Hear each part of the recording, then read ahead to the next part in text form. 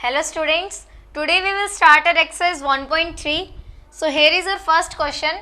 Prove that root 5 is irrational number. क्या prove करना है कि रूट 5 क्या है, irrational number है. ये सेम क्वेश्चन हम किस में भी कर चुके हैं, एग्जाम्पल्स में कर चुके हैं 1.3 के, जहाँ पे हमें प्रूव करना था prove that root 2 is irrational number और रूट 3 इज irrational number. तो ये भी सेम बिल्कुल वैसे ही होगा. तो स्टार्ट करते हैं इसका सॉल्यूशन. रूट 5 को इरेशनल प्रूव करना है तो हम क्या लेट कर लेंगे, let root 5 be a rational number. हम इसको पहले रैशनल नंबर लेट कर लेंगे. अगर ये रैशनल नंबर है तो हम इसको किसके फॉर्म में लिख सकते हैं, p बाई क्यू की फॉर्म में लिख सकते हैं. Root 5 is equals to p by Q, where p and q are integers. कोई भी इंटीजर्स हो सकते हैं and q is not equals to 0. लेकिन q क्या होगा, 0 के इक्वल नहीं होगा, क्योंकि q अगर 0 के इक्वल आ गया तो ये नॉट डिफाइंड हो जाएगा. किसी भी नंबर के नीचे अगर 0 आ जाता है तो वो क्या हो जाता है, नॉट डिफाइंड. ठीक है, यानी q यहाँ पे क्या नहीं होगा, 0 नहीं होगा. अब ये आ गया. अब हम क्या सपोज करते हैं, suppose P and Q have at least one common factor other than 1.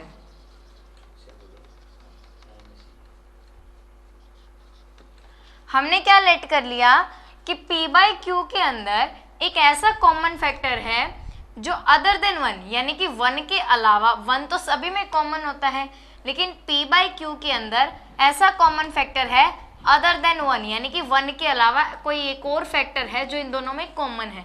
कोई भी हो सकता है. मान लीजिए P का फैक्टर भी 2 है और Q का फैक्टर भी 2 है. हम इनको 2 से डिवाइड कर सकते हैं, फिर कर सकते हैं ना. तो यहाँ पे हम क्या लिखेंगे, suppose P and Q have at least one common factor other than 1, यानी कि इनके अंदर कोई ना कोई कॉमन फैक्टर है. तो on dividing by common factor. क्यों डिवाइड कर रहे हैं, ताकि ये हमारे पास सिंपलेस्ट रेशियो में आ जाए. तो हम क्या लिखेंगे, जब हमने इसको कॉमन फैक्टर से डिवाइड कर दिया तो हम क्या लेट कर लेते हैं, मान लीजिए जब हमने p बाई क्यू को इसके कॉमन फैक्टर से डिवाइड किया तो हमारे पास आ गया a upon B, where a and b are coprime. Coprime का क्या मीनिंग होता है, ऐसे नंबर्स जिनका कॉमन फैक्टर क्या हो, सिर्फ 1 हो. ठीक है, यानी 1 के अलावा इनका कोई कॉमन फैक्टर नहीं है. तो हमारे पास ये इक्वेशन आ गई. अब इसके अंदर क्या करेंगे हम, स्क्वायरिंग बोथ साइड्स.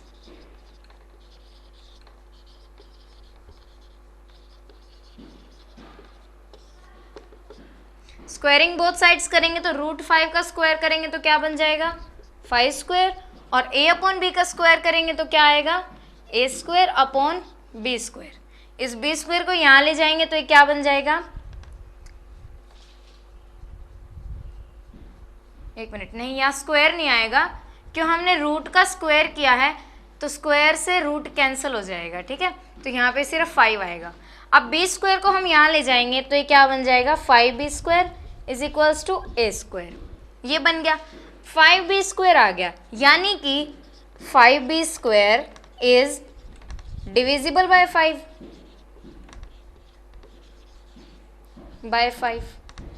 क्यों, क्योंकि देखो 5b स्क्वायर लिखा हुआ है, इसको मैं 5 से डिवाइड करूंगी तो 5 से 5 कैंसिल हो जाएगा, यानी कि 5b स्क्वायर 5 से डिविजिबल है. ठीक है, और 5b स्क्वायर किसके इक्वल है, a स्क्वायर के. तो इसका क्या मीनिंग हुआ, a square is divisible by 5, यानी a स्क्वायर भी डिविजिबल हुआ 5 से. और अगर a स्क्वायर 5 से डिविजिबल है, किसी नंबर का स्क्वायर 5 से डिविजिबल है, तो वो नंबर भी क्या होगा, 5 से डिविजिबल होगा. सो a is also divisible by 5, यानी a भी 5 से डिविजिबल होगा. अब ये पार्ट तो हमने इतना कर लिया. अब क्या लिखेंगे, अगर a 5 से डिविजिबल है, हमारे पास क्या आ गया, a इज डिविजिबल बाय 5. ये आ गया। अगर a 5 से डिविजिबल है तो हम a को क्या लिख सकते हैं, a is equals to 5c लिख सकते हैं। क्यों? मान लीजिए अगर कोई भी नंबर है, 10 ले लेते हैं, ये 5 से डिविजिबल है, तो मैं 10 को क्या लिख सकती हूँ, 2 इंटू 5 लिख सकती हूँ, 2 इंटू 5 लिख सकती हूँ। यानी क्या लिख दिया मैंने, 5 को तो अलग ले लिया, जैसे इसमें लिया है 5 अलग ले लिया, और c की वैल्यू कुछ भी हो सकती है, जैसे 10 के अंदर c की वैल्यू क्या है, 2 है, वैसे ही इस केस में c की वैल्यू कुछ भी हो सकती है। तो a is equals to 5c लिख दिया हमने। अब हम क्या करेंगे, put a is equals to 5c in, अब देखो इस इक्वेशन को हम नाम दे देंगे इक्वेशन 1। तो इस put a is equals to 5c in equation 1, इसको फर्स्ट इक्वेशन में पुट करेंगे तो a की जगह हम 5c लिख देंगे। तो यहाँ से क्या आ जाएगा हमारे पास, 5b square is equals to 5c का होल स्क्वायर। पूरे कंप्लीट a के ऊपर स्क्वायर है, इसलिए ये पूरी a की वैल्यू है, इसलिए होल स्क्वायर आ गया। इसे सॉल्व करेंगे तो क्या आएगा, 5b square is equals to 5 into 5 25 और c स्क्वायर। अब इस 5 को इधर ले आते हैं, इधर लाएंगे तो ये डिवाइड में हो जाएगा, 5 5 जा किसके इक्वल आ गया, 5c स्क्वायर के। ठीक है, यानी कि अब क्या हुआ, 5c स्क्वायर भी डिविजिबल है 5 से, क्योंकि इसके साथ हमने 5 लिखा हुआ है। It means 5c square is divisible by 5। 5 से डिविजिबल है, और 5c स्क्वायर किसके इक्वल है, b स्क्वायर के इक्वल है। सो b square is divisible by 5।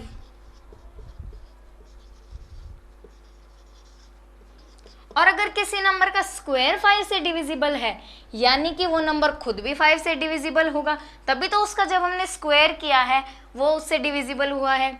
So b is also divisible by 5। अब देखो यहां से क्या आ गया, इधर तो आ गया था a इज डिविजिबल बाय 5, इधर आ गया था b इज डिविजिबल बाय 5, यानी कि a और b में कॉमन फैक्टर क्या आ गया, 5 आ गया। 5 जो a है वो भी 5 से डिविजिबल है, b भी 5 से डिविजिबल है, यानी a और b का जो कॉमन फैक्टर है वो क्या है, 5 है। लेकिन हमने ऊपर क्या लिखा था, a एंड b आर को प्राइम, कि इनके अंदर कोई भी कॉमन फैक्टर नहीं है। तो इससे क्या आया, दिस कॉन्ट्राडिक्ट, यानी एक कॉन्ट्राडिक्शन बन गई। This contradict the fact that a and b are co-prime,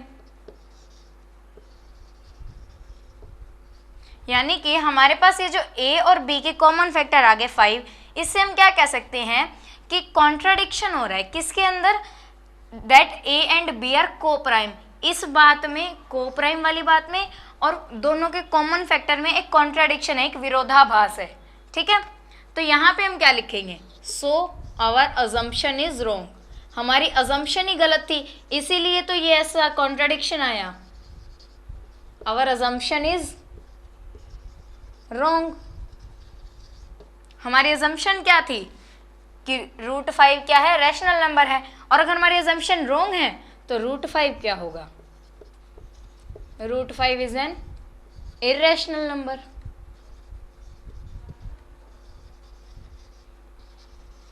okay, तो ये था हमारा क्वेश्चन नंबर 1। तो चलिए करते हैं क्वेश्चन नंबर 2। क्वेश्चन नंबर 2 में क्या है, प्रूव दैट 3 + 2 √5 इज इरेशनल। इसे भी हमें क्या प्रूव करना है, इरेशनल प्रूव करना है। तो इसका सॉल्यूशन करेंगे। सबसे पहले क्या लेट करेंगे कि लेट 3 + 2 √5 इज रैशनल नंबर। हमने इसको लेट क्या कर लिया कि रैशनल नंबर है।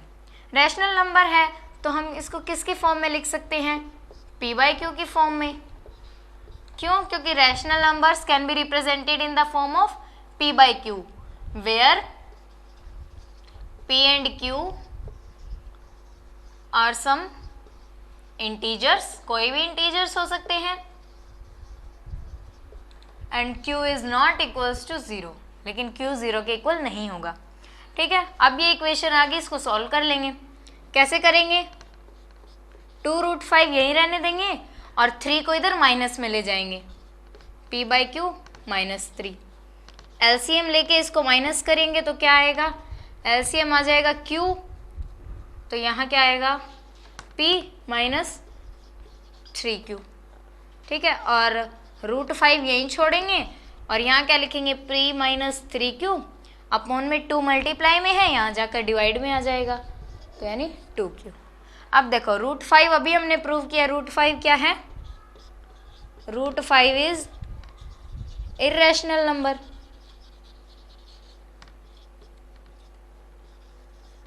लेकिन p/q है, क्या है? p/q क्या है? रैशनल नंबर है।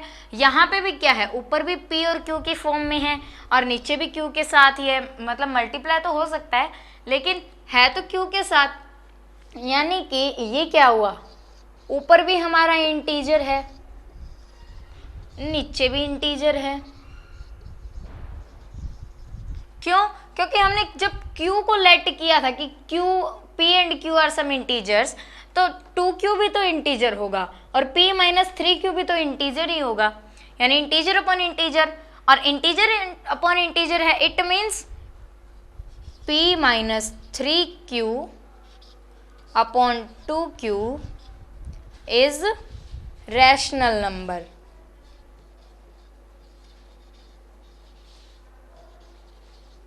अब देखो, एक तो है इरेशनल, एक है रैशनल, फिर भी हमने इक्वल टू के साथ लिखा हुआ है, यानी कि क्या हुआ यहाँ पे? There is contradiction.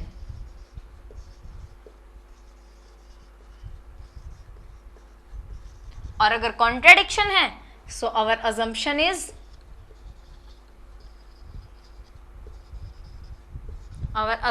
Is wrong. Okay, अगर हमारी अजम्पशन गलत हो गई तो इसका क्या मीनिंग हुआ कि जो हमने लेट किया था कि 3 + 2√5 रैशनल है, अब वो क्या हो गया? इरेशनल। 3 + 2√5 is irrational. यही हमें प्रूव करना था। ओके, चलिए स्टार्ट करते हैं क्वेश्चन नंबर 3।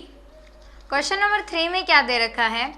3 पार्ट्स दे रखे हैं, 1/√2, 7/√5 और 6 + √2। इनको क्या प्रूव करना है? इरेशनल प्रूव करना है। तो सबसे पहले करते हैं पार्ट 1, लेट। जब भी हमें इरेशनल प्रूव करना होता है तो हम उसको क्या लेट कर लेते हैं? Let 1/√2 be rational. उसको रैशनल करके सॉल्व करते हैं। क्यों करते हैं इसको रैशनल नंबर लेके सॉल्व? क्योंकि हमें पता है कि रैशनल नंबर क्या होते हैं? p/q की फॉर्म में रिप्रेजेंट कर सकते हैं। तो यहाँ से हमारे पास एक इक्वेशन आ जाती है, लेकिन इरेशनल का हमें नहीं पता क्यों उनको तो p/q की फॉर्म में हम रिप्रेजेंट ही नहीं कर सकते, तो इसलिए वैसे हमसे सॉल्व नहीं होगा। और अगर हम p/q की फॉर्म में करते हैं तो इससे क्या आ जाता है? हमारे पास लास्ट में कॉन्ट्राडिक्शन आ जाती है और जिससे कि हमारा सम इजीली सॉल्व हो जाता है। तो 1/√2 is equals to p/q, where p and q are integers and q is not equals to 0। ठीक है, अब ये इक्वेशन आ गई, इसको सॉल्व करेंगे कैसे? देखो √2 इधर डिवाइड में है, इधर जाएगा क्या हो जाएगा? मल्टीप्लाई में हो जाएगा। अब हमें क्या करना है? √2 को अलग करना है और p/q वाली स्टेटमेंट को अलग करना है। तो p/q यहाँ मल्टीप्लाई में है इसके साथ, तो यहाँ आके क्या हो जाएगा? डिवाइड में, यानी कि क्या हो जाएगा? q अपॉन p हो जाएगा इज इक्वल्स टू √2। q क्या है? इंटीजर है, p क्या है? इंटीजर है, इज इक्वल्स टू √2।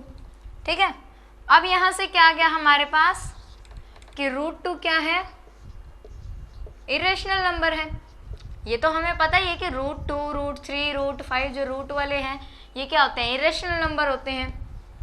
और इंटीजर अपॉन इंटीजर आ गया, इट मीन्स ये क्या है? रैशनल नंबर है, यानी कि Q upon P is rational number. अब फिर से यहाँ क्या आ गई, कॉन्ट्राडिक्शन आ गई कि एक तरफ तो हम कह रहे हैं कि ये इरेशनल है और ये रैशनल है, और एक जगह हम इनको इक्वल भी लिख रहे हैं, तो it means there is contradiction.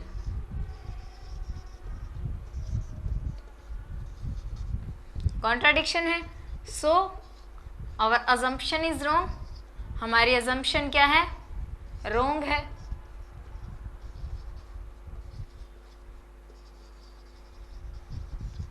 It means 1/√2 is irrational number. ठीक है, ये हो गया हमारा फर्स्ट पार्ट। चलिए करते हैं अब सेकंड पार्ट। सेकंड पार्ट में क्या है, 7 + √5। इसे भी कैसे सॉल्व करेंगे कि पहले हम इसको क्या लेट कर लेंगे, रैशनल नंबर लेट कर लेंगे। Let 7√5 be rational number.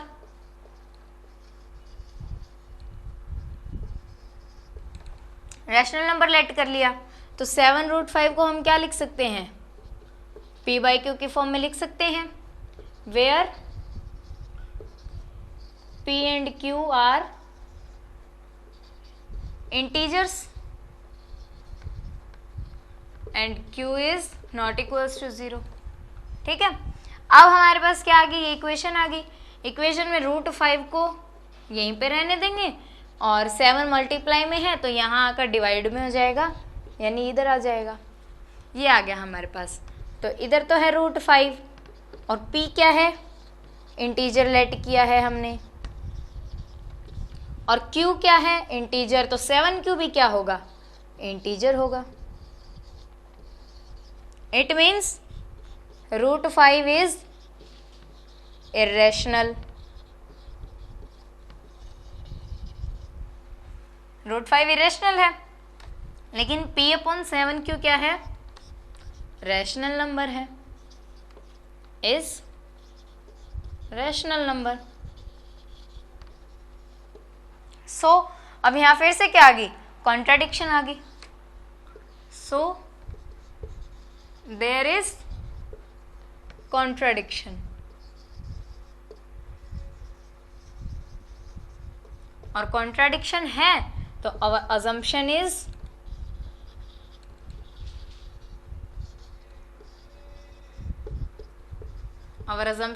Wrong. और अजम्पशन रॉन्ग होगी, इट मीन्स क्या हुआ, that 7√5 is irrational number। 7√5 is irrational number। Okay, तो चलिए करते हैं अपना थर्ड पार्ट। थर्ड पार्ट में क्या लिखा हुआ है इसके, 6 + √2।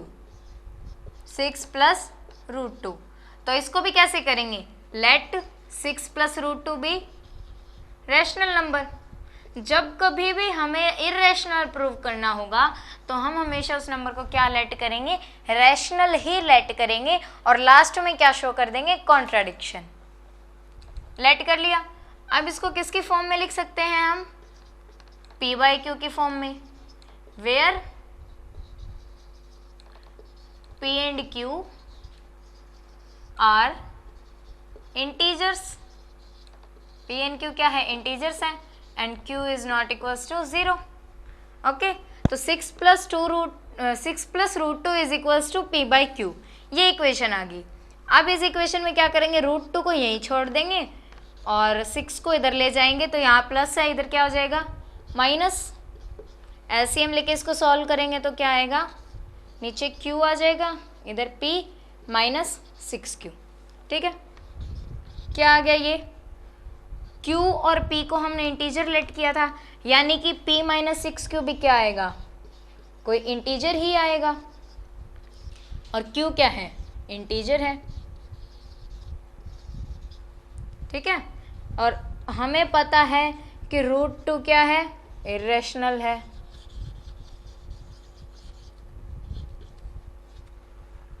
और इंटीजर अपॉन इंटीजर है, यानी कि ये जो नंबर आया है ये क्या है, रैशनल है। p minus 6q upon q is rational. तो एक रैशनल है एक इरेशनल है, लेकिन फिर भी हमने इक्वल रखा है, तो it means there is contradiction.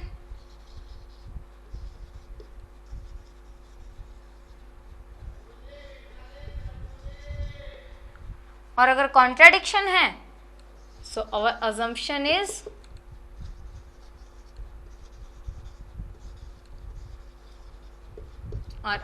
Is wrong.